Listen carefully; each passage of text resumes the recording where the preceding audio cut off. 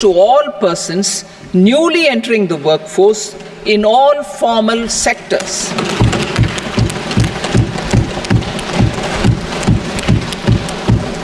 Direct benefit transfer of 1 month's salary in 3 installments to first-time employees as registered in the EPFO will be up to 15,000 rupees. The eligibility limit will be a salary of 1 lakh per month. The scheme is expected to benefit 210 lakh youths.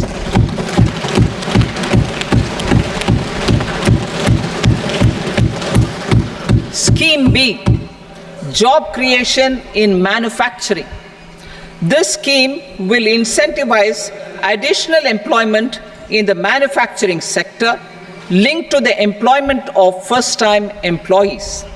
An incentive will be provided at specified scale directly both to the employee and the employer with respect to the EPFO contribution in the first 4 years of employment. The scheme is expected to benefit 30 lakh youth entering employment and their employers.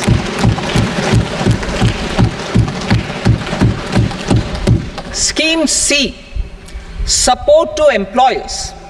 This employer-focused scheme will cover additional employment in all sectors.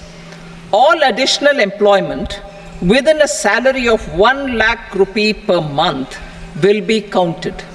The government will reimburse to employers up to 3,000 rupees per month for 2 years towards the EPFO contribution for each additional employee. The scheme is expected to incentivize additional employment of 50 lakh persons.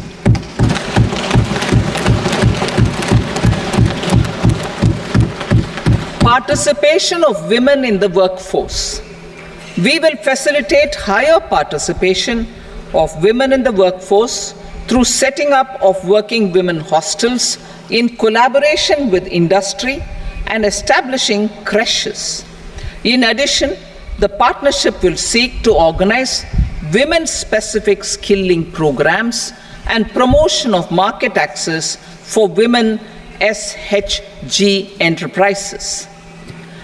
Skilling program. I'm happy to announce a new centrally sponsored scheme as the 4th scheme under the Prime Minister's package for skilling in collaboration with state governments and industry. 20 lakh youth will be skilled over a 5-year period.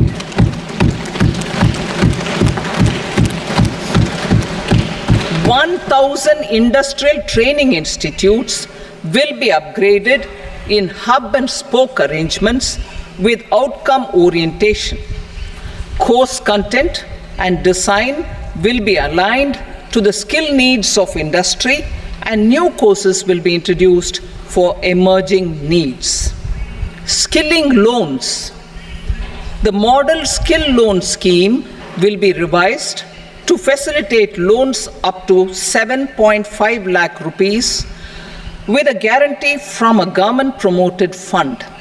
This measure is expected to help 25,000 students every year.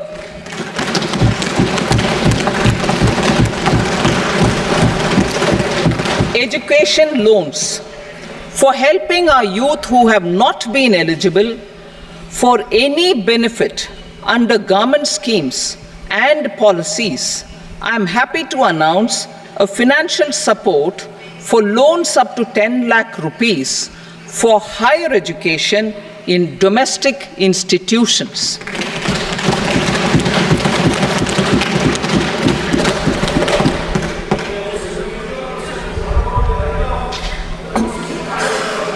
E-vouchers for this purpose. E-vouchers for this purpose will be given directly to 1 lakh students every year for annual interest subvention of 3% of the loan amount. Priority 3, inclusive human resource development and social justice. Saturation approach. Our government is committed to all-round, all-pervasive, and all-inclusive development of people, particularly farmers, youth, women, and the poor.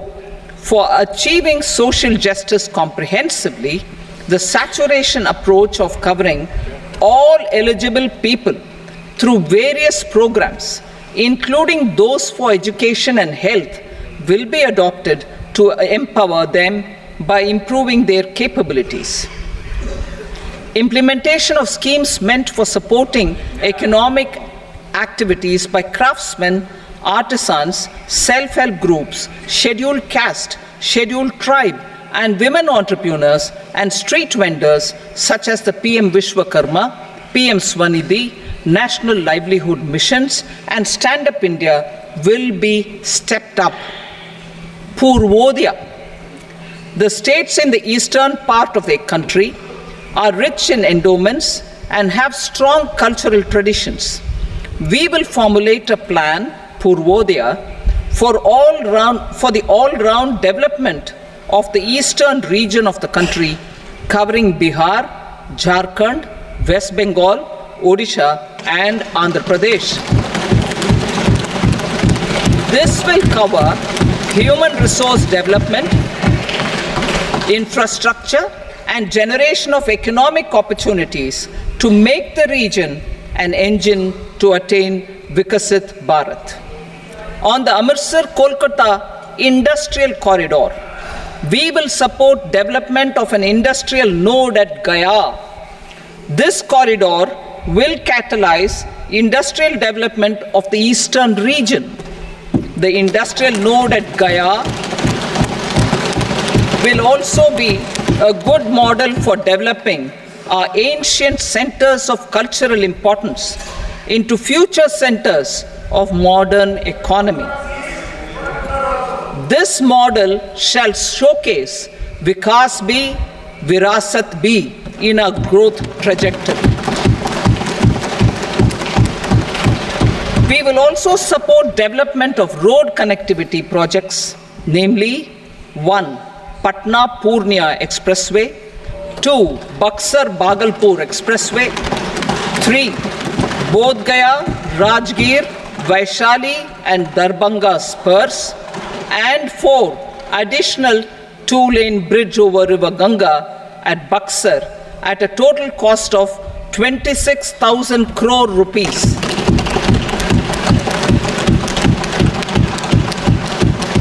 Power projects, including setting up of a new 2,400 megawatt power plant at Pir Painti, will be taken up at a cost of 21,400 crore rupees.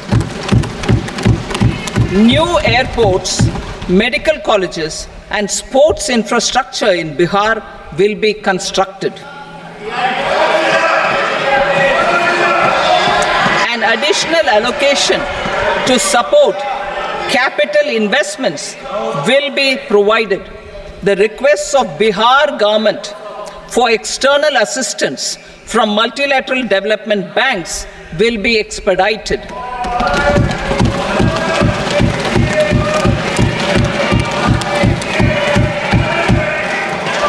Andhra Pradesh Reorganization Act.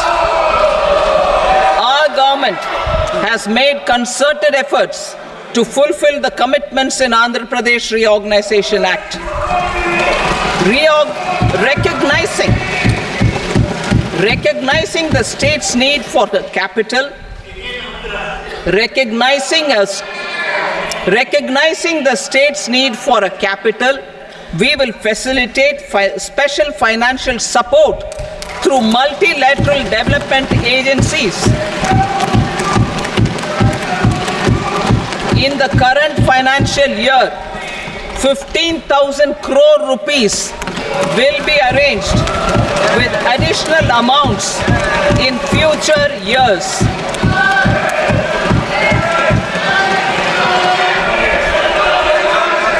Our government is fully committed to financing and early completion of the Polavaram irrigation project, which is the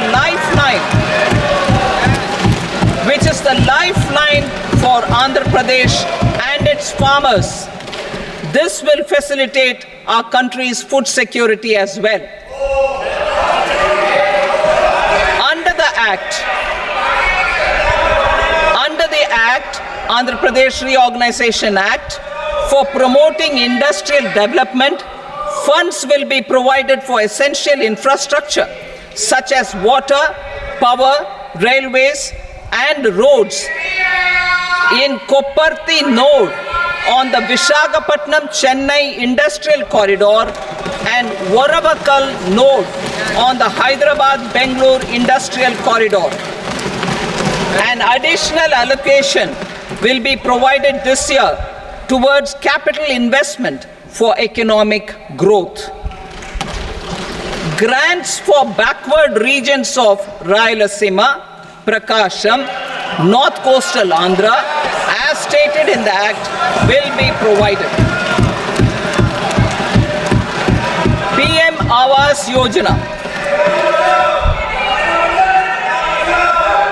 3 crore additional houses under the PM Awas Yojana in rural and urban areas in the country have been announced, for which the necessary allocations are being made. Women-led development.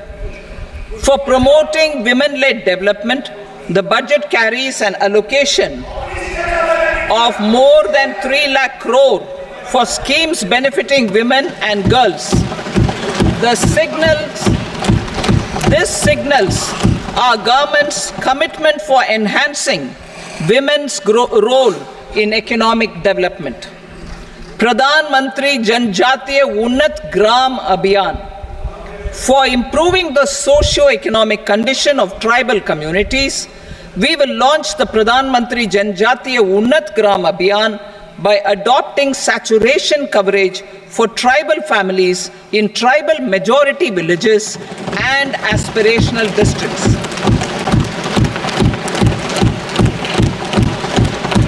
This will cover 63,000 villages, benefiting 5 crore tribal people. Bank branches in northeastern region. More than 100 branches of India Post Payment Bank will be set up in the northeast region to expand the banking services. This year, I have made a provision of 2.66 lakh crore rupees for rural development, including rural infrastructure.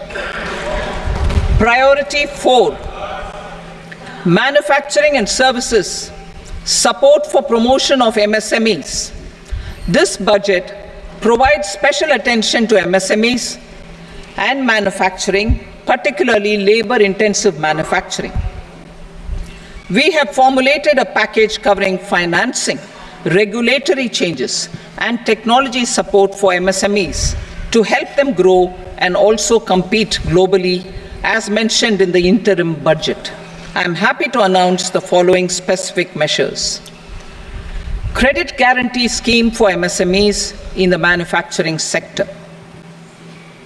For facilitating term loans to MSMEs for purchase of machinery and equipment without collateral or third-party guarantee, a credit guarantee scheme will be introduced. The scheme will operate on pooling of credit risks of such MSMEs. A separately constituted self-financing guarantee fund will provide to each applicant guarantee cover up to 100 crore rupees, while the loan amount may be larger. The borrower will have to provide an upfront guarantee fee and an annual guarantee fee on the reducing loan balance. New assessment model for MSME credit. Public sector banks will build their own in-house capability to assess MSMEs for credit instead of relying on external assessment. They will also take a lead in developing or getting developed a new credit assessment model based on the scoring of digital footprints of the MSMEs in the economy. This is expected to be a significant improvement over the traditional assessment of credit eligibility based only on asset or turnover criteria. That will also cover MSMEs without a formal accounting system. Credit support to MSMEs during stress period.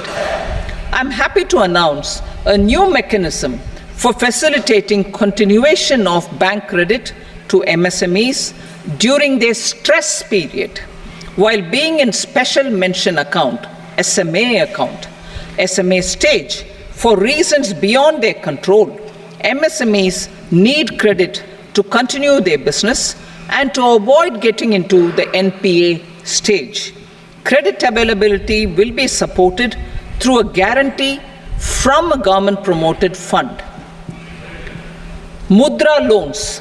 The limit of Mudra loans will be enhanced to 20 lakh from the current 10 lakh for those entrepreneurs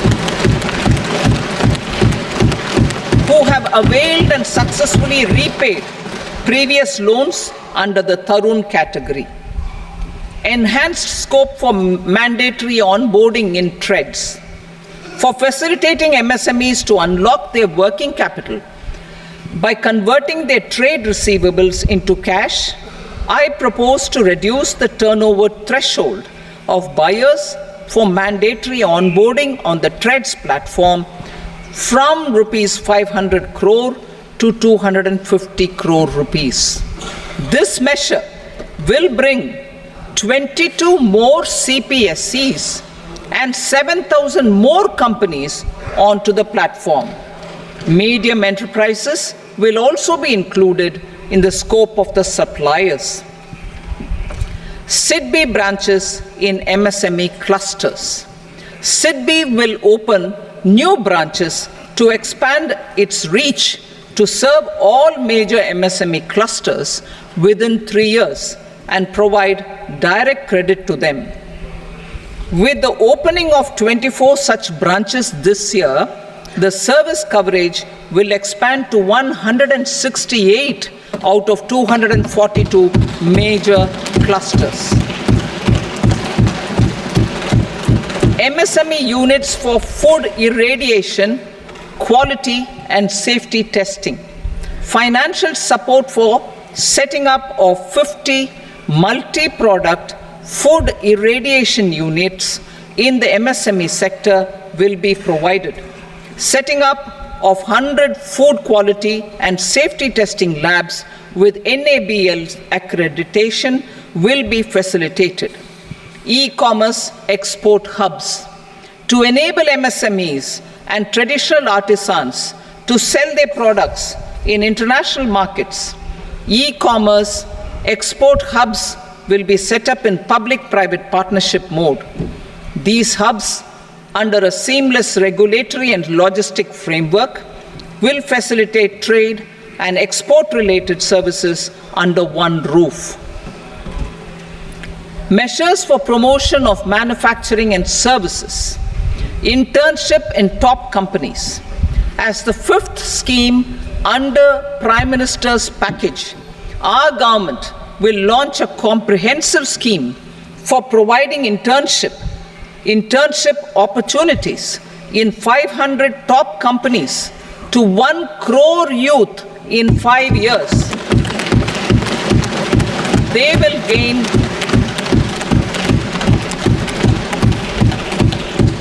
will gain exposure for 12 months to real-life business environment, varied professions, and employment opportunities. An internship allowance of 5,000 per month, 5,000 rupees per month, along with a one-time assistance of 6,000 rupees will be provided. Companies will be expected to bear the training cost and 10% of their internship cost from their CSR funds. Industrial parks. Our government will facilitate development of investment-ready, plug-and-play industrial parks with complete infrastructure in or near 100 cities in partnership with the states and private sector by better using town planning schemes. 12 industrial parks under the National Industrial Corridor Development Program also will be sanctioned.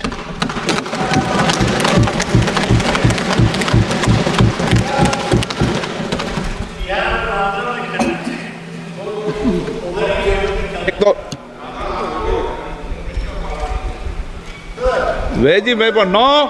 Please, Betty.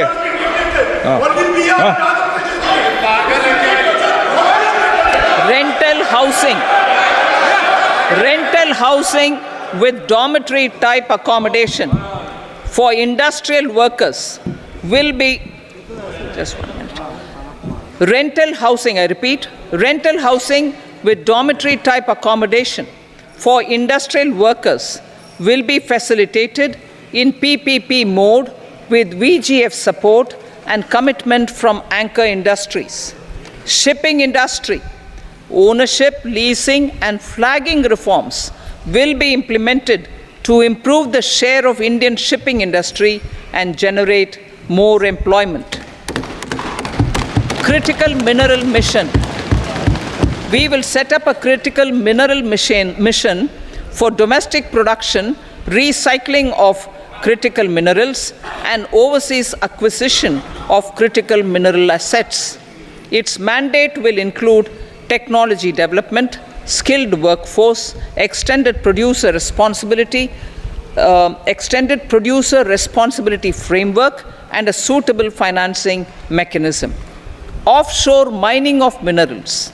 Our government will launch the auction of the first tranche of offshore blocks for mining, building on the exploration already carried out.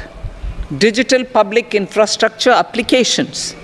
Turning to the services sector, I propose development of DPI applications at population scale for productivity gains, business opportunities, and innovation by the private sector.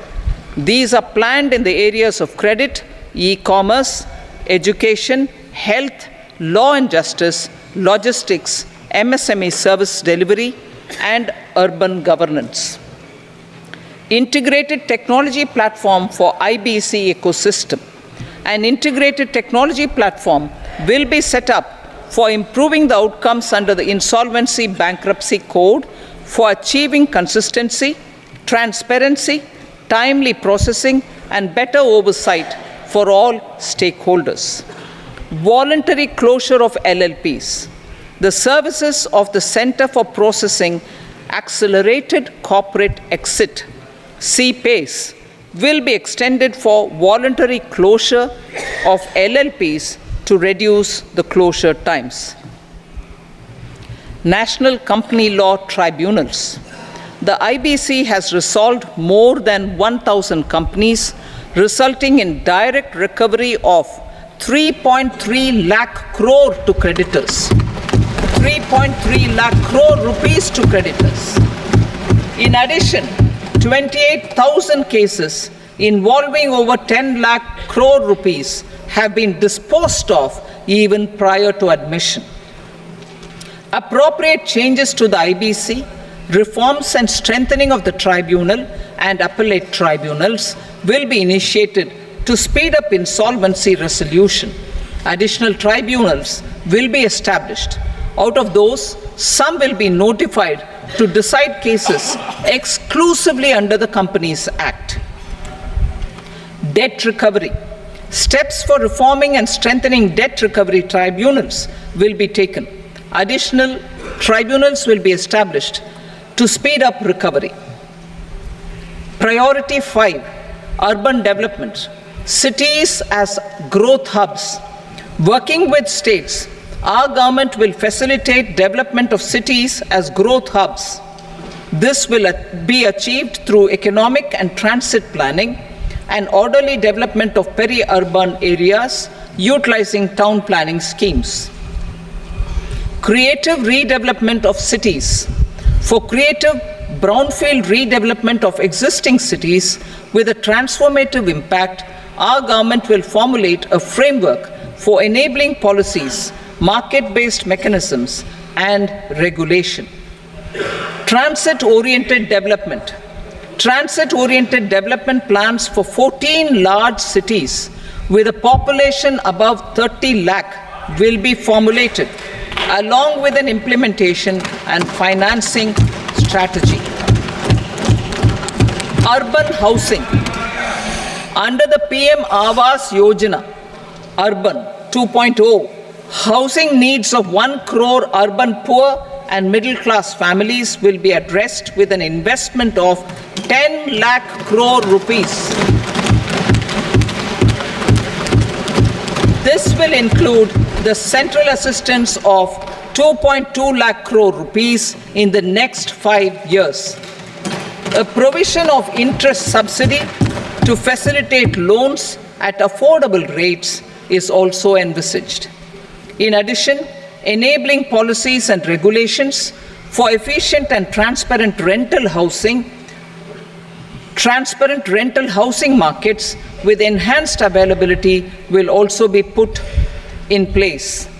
Water supply and sanitation. In partnership with state governments and multilateral development banks, we will promote water supply, sewage treatments, and solid waste management projects and services for 100 large cities through bankable projects. These projects will also envisage use of treated water for irrigation and filling up of tanks in nearby areas. Street markets. Building on the success of PM Swanidhi scheme in transforming the lives of street vendors, our government envisions a scheme to support each year over the next 5 years the development of 100 weekly hearts or street food hubs in select cities. Stamp duty. We will encourage states which continue to charge high stamp duty to moderate the rates for all and also consider further lowering duties for properties purchased by women. This reform will be made an essential component of urban development schemes. Priority 6, energy security, energy transition. In the interim budget, I had announced our strategy to sustain high and more resource-efficient economic growth, along with the energy security in terms of availability, accessibility, and affordability. We will bring out a policy document on appropriate energy transition pathways that balances the imperatives of employment, growth, and environmental sustainability. PM Surya Ghar Muft Bijli Yojana. PM Surya Ghar Muft Bijli Yojana. In line with the announcement in the interim budget,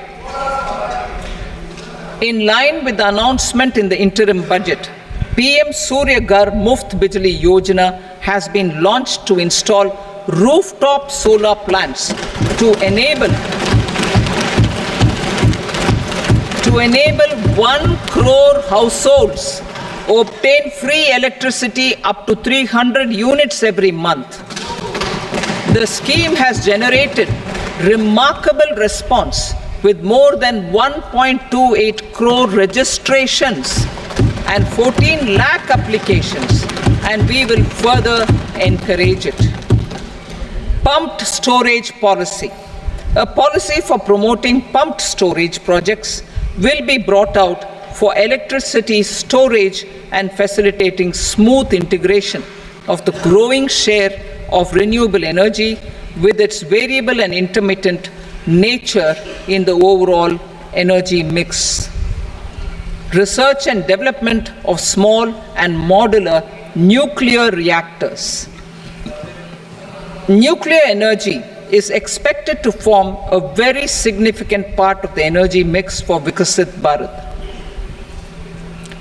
Towards that pursuit, our government will partner with the private sector for 1. setting up Bharat Small Reactors. 2. Research and development of Bharat Small Modular Reactor. And 3. Research and development of newer technologies for nuclear energy. The R&D funding announced in the interim budget will be made available for this sector also. Advanced ultra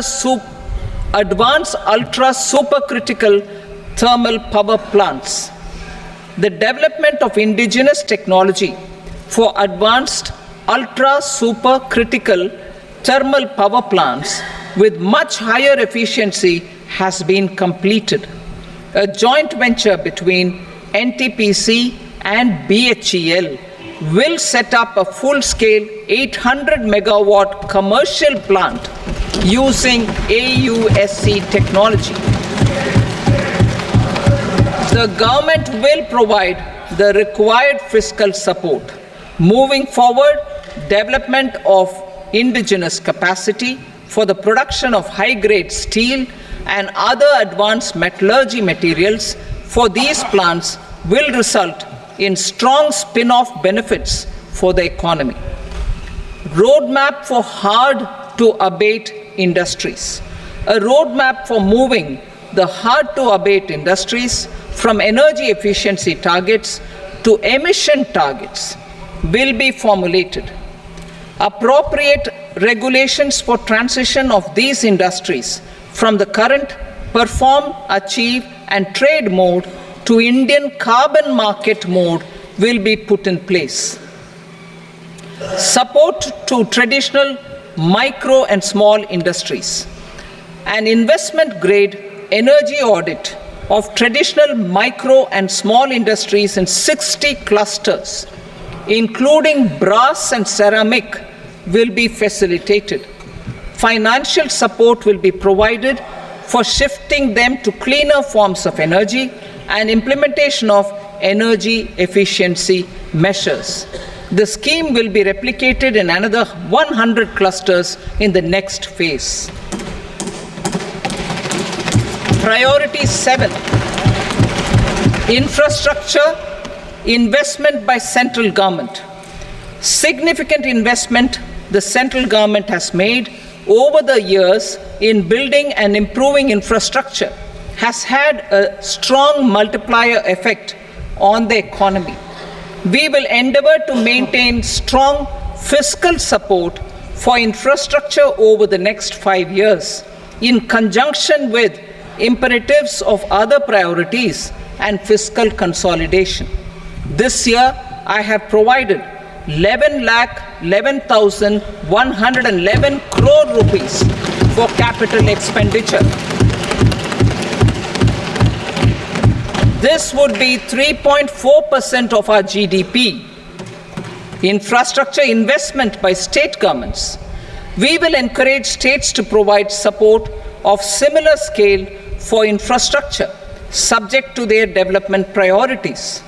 A provision of 1.5 lakh crore rupees for long-term interest-free loans have been made this year also to support the states in their resource allocation. Private investment in infrastructure.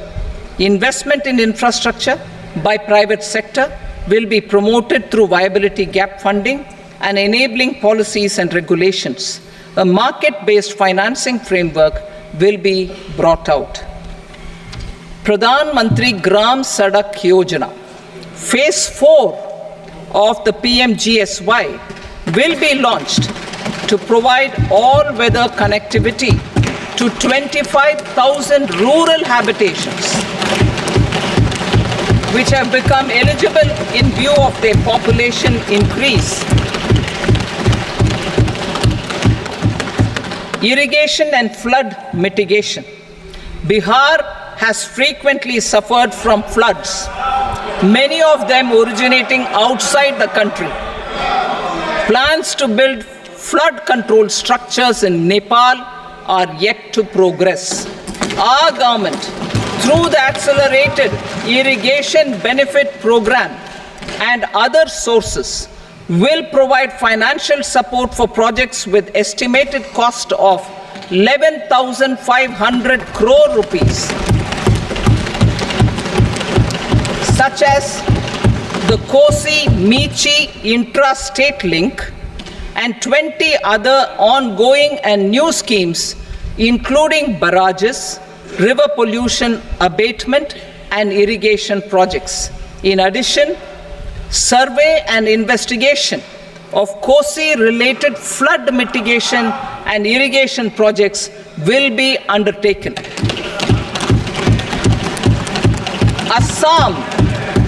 Assam grapples with floods every year by the Brahmaputra River and its tributaries originating outside India. We will provide assistance to Assam for flood management and related projects.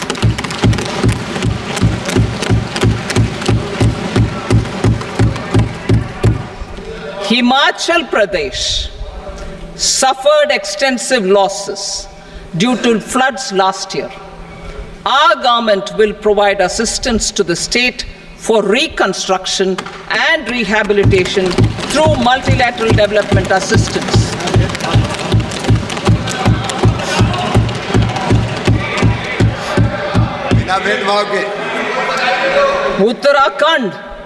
Uttarakhand too suffered losses due to cloudbursts and massive landslides.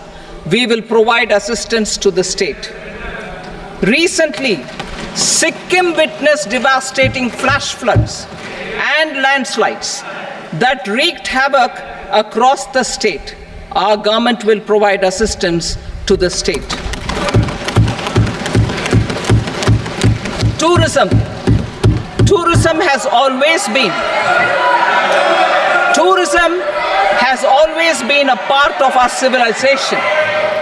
Our efforts in positioning India as a global tourist destination will also create jobs, stimulate investments, and unlock economic opportunities for other sectors. In addition to the measures outlined in the interim budget, I propose the following measures. Vishnupad Temple at Gaya and Mahabodhi Temple at Bodh Gaya in Bihar are of immense spiritual significance.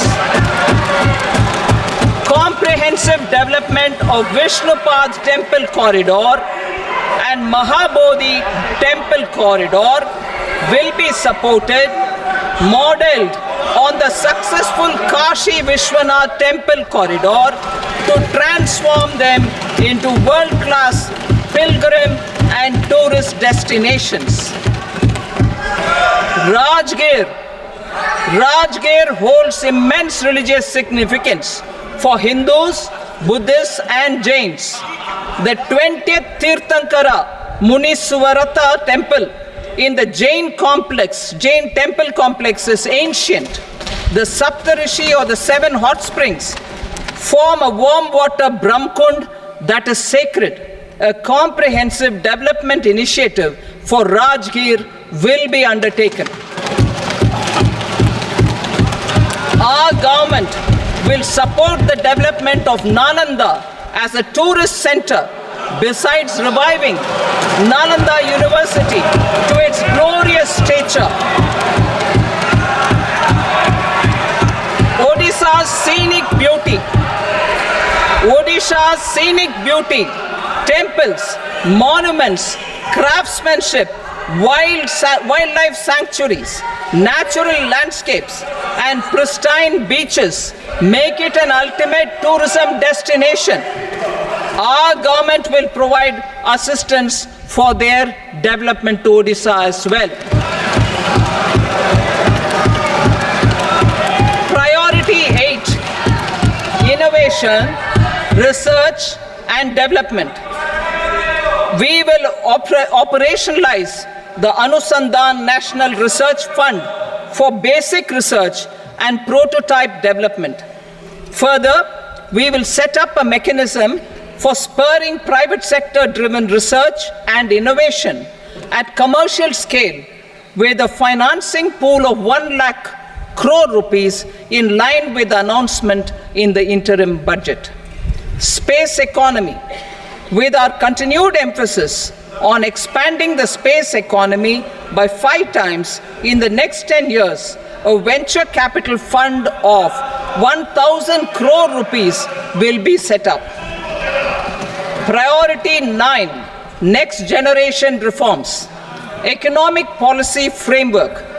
We will formulate an economic policy framework to delineate the overarching approach to economic development and set the scope of the next generation of reforms for facilitating employment opportunities and sustaining high growth. Our government will initiate and incentivize reforms for 1. Improving productivity of factors of production, and 2. Facilitating markets and sectors to become more efficient. These reforms will cover all factors of production, namely land, labor, capital, and entrepreneurship, and technology as an enabler of improving total factor productivity and bridging inequality. Effective implementation of several of these reforms requires collaboration between the center and the states and building consensus as development of the country lies in development of the states.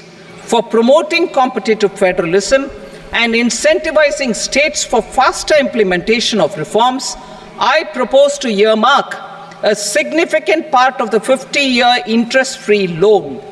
Working with the states, we will initiate the following reforms.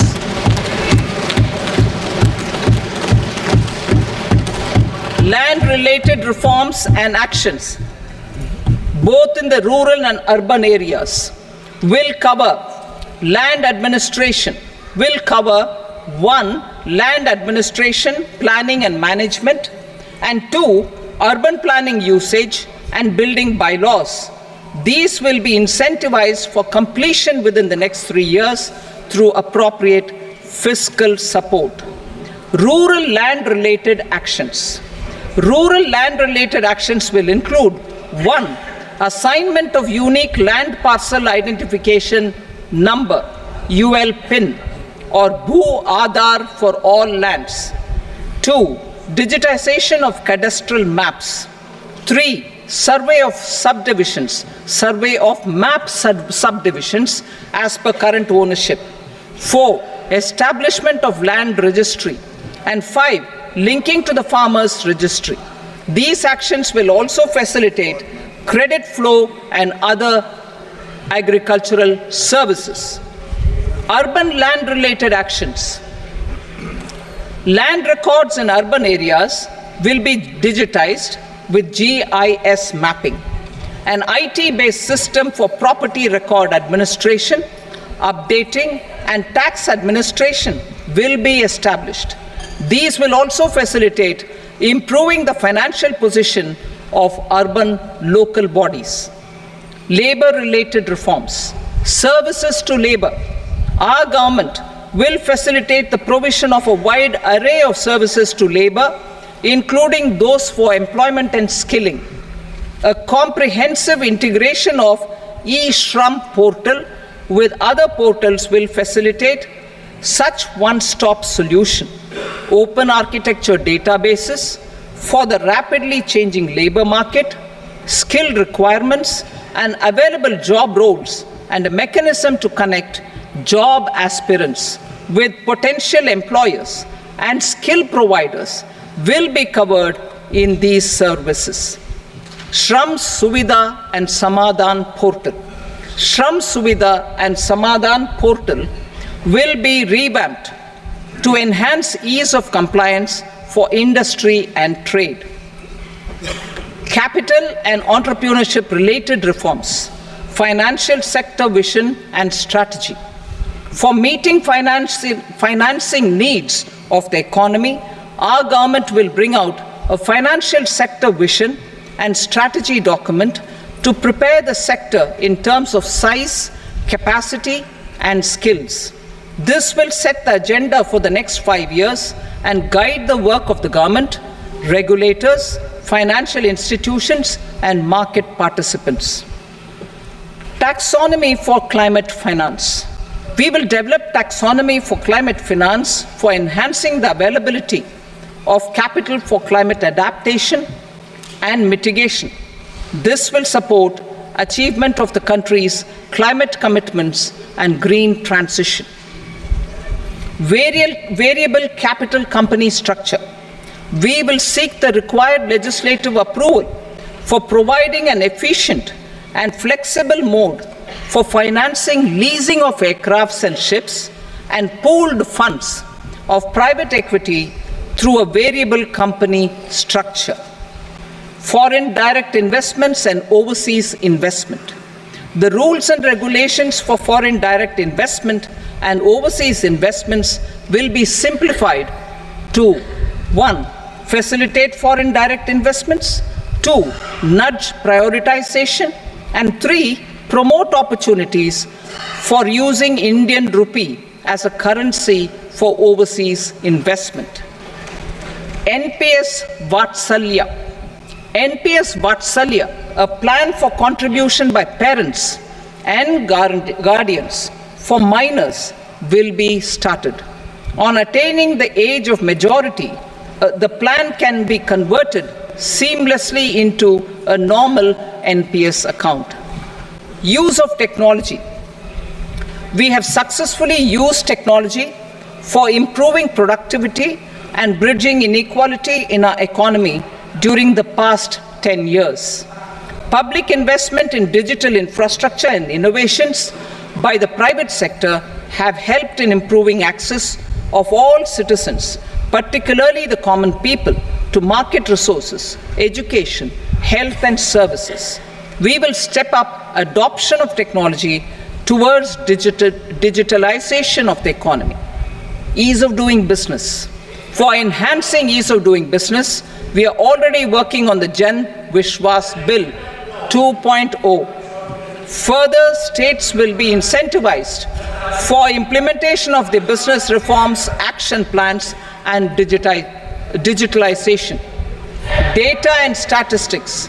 For improving data governance, collection, processing and management of data and statistics, different sectoral databases, including those established under the Digital India Mission, will be utilized with active use of technology tools.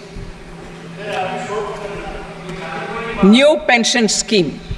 The committee to review the NPS has made considerable progress in its work. I am happy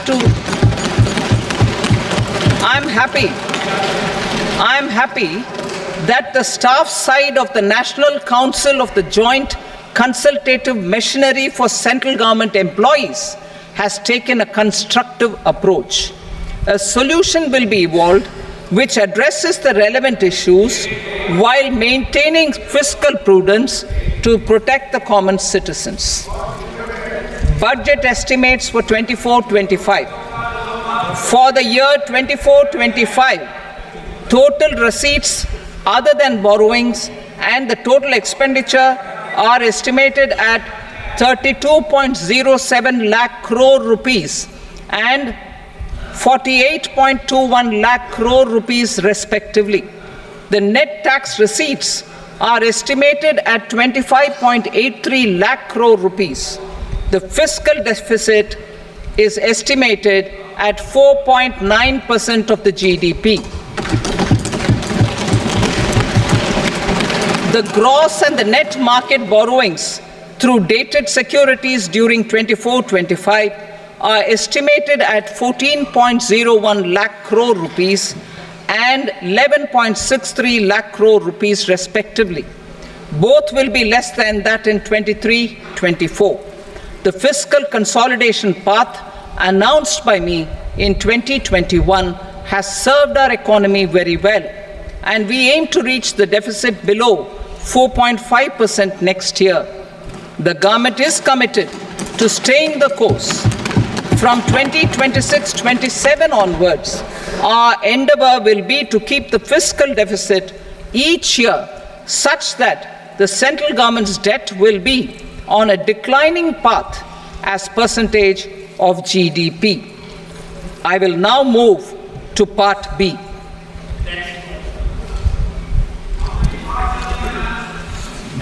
Indirect taxes.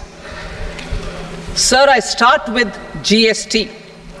It has decreased tax incidence on the common man, reduced compliance burden and logistics cost for trade and industry, and enhanced revenues of the central and the state governments. It is a success of vast proportions. To multiply the benefits of GST, we will strive to further simplify and rationalize the tax structure and endeavor to expand it to the remaining sectors. My proposals for customs duties intend to support domestic manufacturing, deepen local value addition, promote export competitiveness, and simplify taxation while keeping the interest of the general public and consumers surmount. In Budget 22-23, we reduced the number of customs duty rates. I propose to undertake a comprehensive review of the rate structure over the next 6 months to rationalize and simplify it for ease of trade, removal of duty inversion, and reduction of disputes. I shall now take up sector-specific customs duty proposals. Medicine and medical equipments. To provide relief to cancer patients, I propose to fully exempt 3 more medicines from customs duties.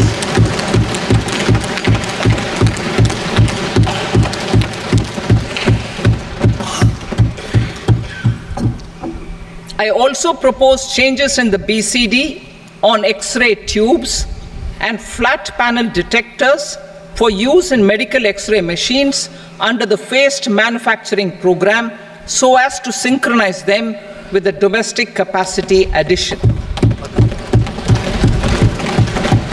Mobile phone and related parts. With a 3-fold increase in domestic production and almost a 100-fold jump in exports of mobile phones over the last 6 years, the Indian mobile industry has matured. In the interest of consumers, I now propose to reduce the BCD on mobile phone, mobile PCBA, and mobile charger to 15%. Critical minerals. Minerals such as lithium, copper, cobalt, and rare earth elements are critical for sectors like nuclear energy, renewable energy, space, defense, telecommunications, and high-tech electronics.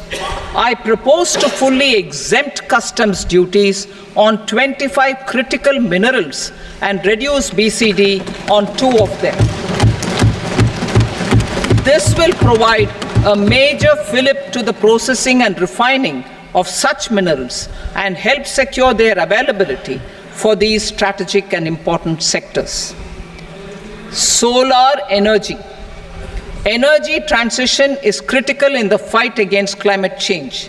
To support energy transition, I propose to expand the list of exempted capital goods for use in the manufacture of solar cells and panels in the country. Further, in view of sufficient domestic manufacturing capacity of solar gas, glass, and tinned copper interconnect, I propose not to extend the exemption of custom duties provided to them. Marine products.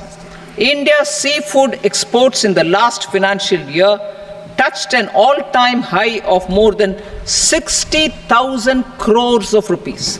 Frozen shrimp accounted for about 2/3 of these exports. To enhance their competitiveness, I propose to reduce BCD on certain broodstock, polychaete worms, shrimp, and fish feed to 5%. I also propose to exempt customs duty on various inputs for manufacture of shrimp and fish feed. Leather and textile. Similarly, to enhance the competitiveness of exports in the leather and textile sectors, I propose to reduce BCD on real down-filling material from duck or goose. I am also making additions to the list of exempted goods for manufacture of leather and textile garments, footwear, and other leather articles for export. To rectify inversion in duty, I propose to reduce BCD subject to conditions on methylene diphenyl diisocyanate MDI for manufacture of spandex yarn from 7.5 to 5%. Furthermore, the export duty structure on raw hides, skin, and leather is proposed to be simplified and rationalized. Precious metals. To enhance domestic value addition in gold and precious metal jewelry in the country, I propose to reduce customs duties on gold and silver to 6% and that of platinum to 6.4%. Other metals, steel and copper are important raw materials. To reduce their cost of production, I propose to remove the BCD on ferronickel and blister copper. I am also continuing with nil BCD on ferrous scrap and nickel cathode and concessional BCD of 2.5% on copper scrap. Electronics. To increase value addition in the domestic electronics industry, I propose to remove the BCD subject to conditions on oxygen-free copper for manufacture of resistors. I also propose to exempt certain parts for manufacture of connectors. Chemicals and petrochemicals.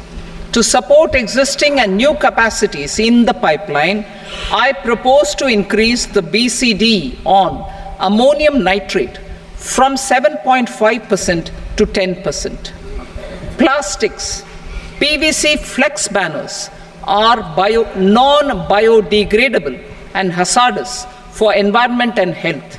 To curb their imports, I propose to raise the BCD on them from 10 to 25%.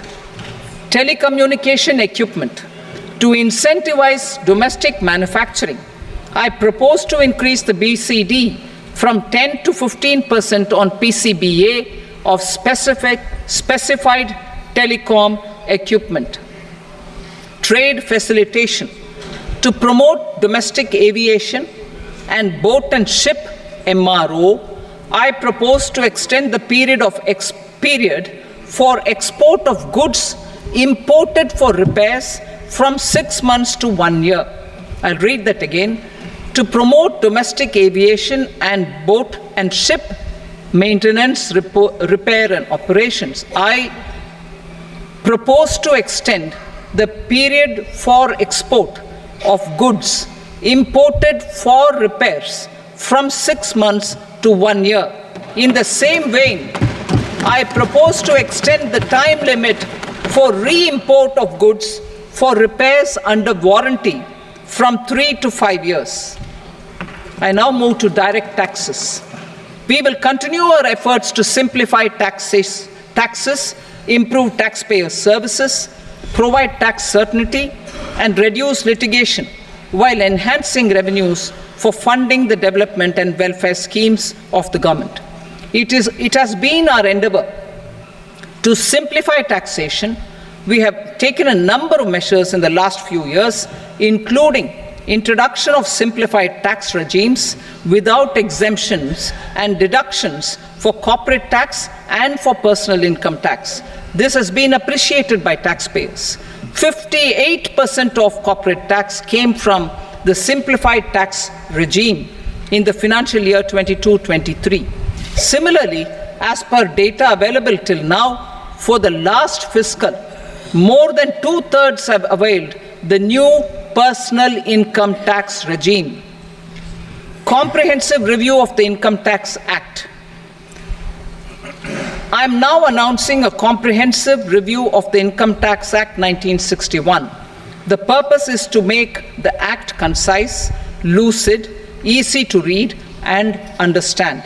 This will reduce disputes and litigation, thereby providing tax certainty to the taxpayers. I will also bring down the demand embroiled in litigation. It is proposed to be completed in 6 months.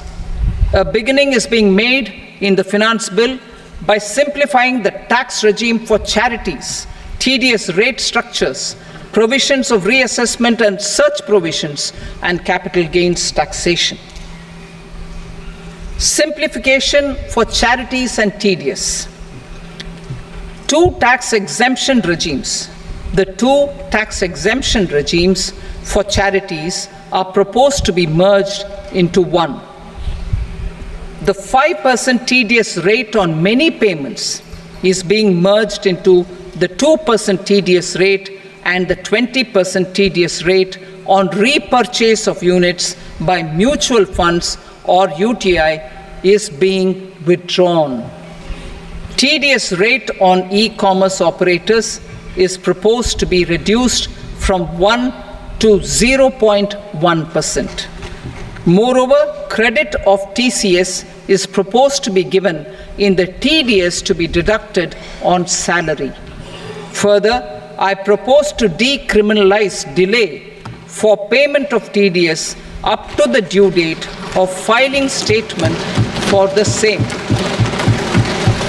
I also plan to provide a standard operating procedure for TDS defaults and simplify and rationalize the compounding guidelines for such defaults. Simplification of reassessment. I propose to thoroughly simplify the provisions for reopening and reassessment.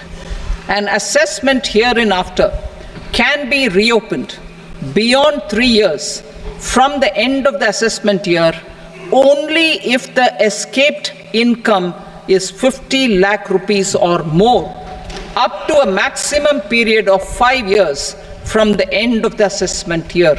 Even in such cases, a time limit of 6 years before the year of the search, as against the existing time limit of 10 years, is being proposed. This will reduce tax uncertainty and disputes. Simplification and rationalization of capital gains. Capital gains taxation is also proposed to be hugely simplified. Short-term gains on certain financial assets shall henceforth attract a tax rate of 20%, while that on all other financial assets and all non-financial assets shall continue to attract the applicable tax rate. Long-term gains on all financial and non-financial assets, on the other hand, will attract a tax rate of 12.5%. For the benefit of the lower and the middle income classes, I propose to increase the limit of exemption of capital gains on certain financial assets to 1.25 lakh rupees per year.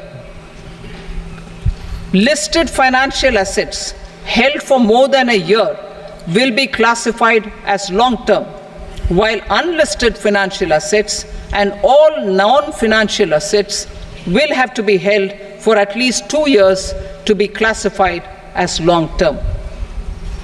Unlisted bonds and debentures, debt mutual funds, and market-linked debentures, irrespective of holding period, however, will attract tax on capital gains at applicable rates. Taxpayer services. All the major taxpayer services under GST and most services under customs and income tax have been digitalized.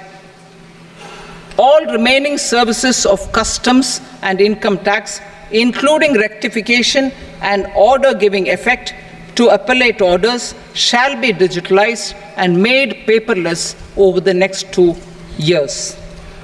Litigation and appeals. While our concerted efforts to reduce pendency of appeals at various appellate fora are beginning to show good results, it will continue to engage our highest attention. To dispose of the backlog of first appeals, I plan to deploy more officers to hear and decide such appeals, especially those with large tax effect. For resolution of certain income tax disputes pending an appeal, I am also proposing Vivad Se Vishwas Scheme 2024.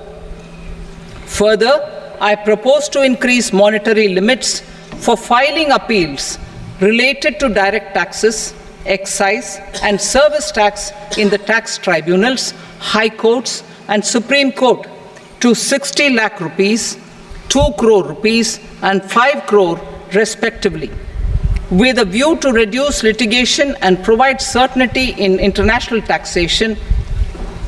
We will expand the scope of safe harbor rules and make them more attractive. We will also streamline the transfer pricing assessment procedure. Employment and investment. I have a few proposals to promote investment and foster employment. First of all, to bolster the Indian startup ecosystem, boost the entrepreneurial spirit, and to support innovation, I propose to abolish the so-called angel tax for all classes of investors.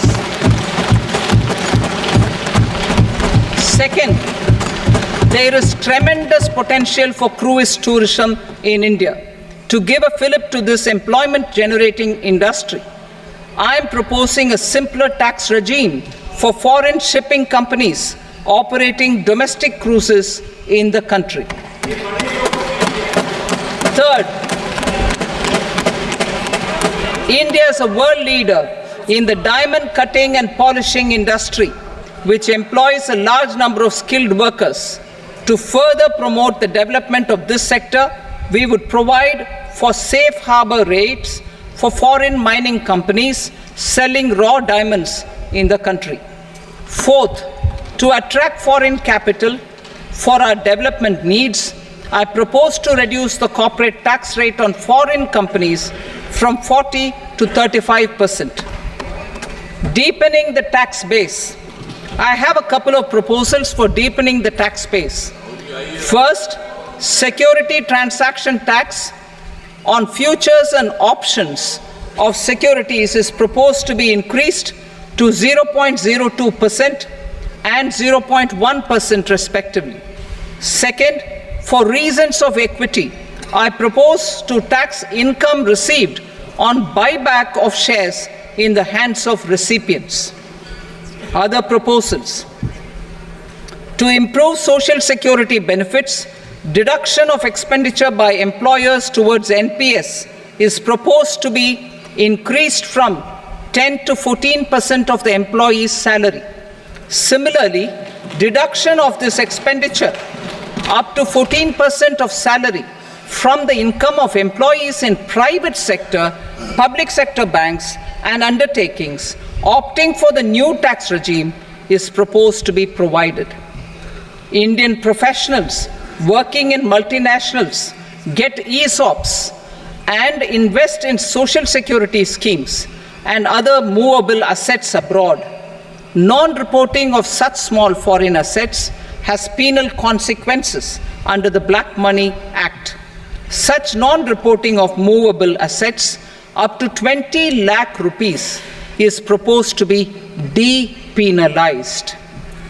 Other major proposals in the finance bill relate to withdrawal of equalization levy of 2%, expansion of tax benefits to certain funds and entities in IFSCs, and immunity from penalty and prosecution to Benamidar on full and true disclosure so as to improve conviction under the Benami Transaction Prohibition Act 1988.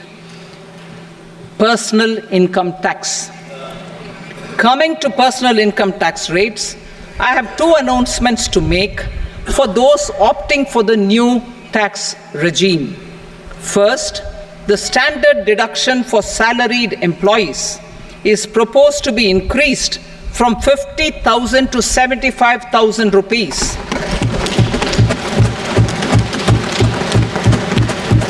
Similarly, deduction on family pension for pensioners is proposed to be enhanced from 15,000 to 25,000 rupees.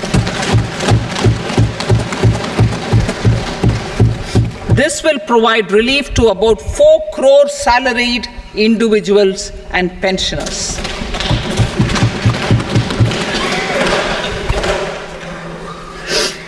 Second, in the new tax regime, the tax rate structure is proposed to be revised as follows. 0 to 3 lakh rupees, nil. 3 to 7 lakh rupees, 5%. 7 to 10 lakh rupees, 10%. 10 to 12 lakh rupees, 15%. 12 to 15 lakh rupees, 20%. And above 15 lakh rupees, 30%. As a result of these changes, a salaried employee in the new tax regime stands to save up to 17,500 rupees in income tax.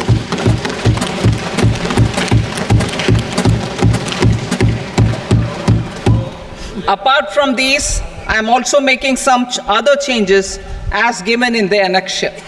As a result of these proposals, revenue of about 37,000 crore, that is 29,000 crore in direct taxes and 8,000 crore in indirect taxes will be foregone, while revenue of about 30,000 crore rupees will be additionally mobilized.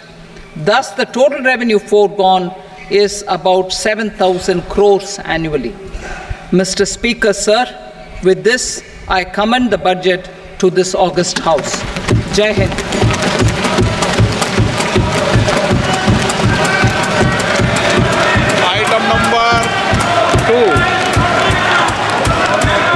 Item number 2.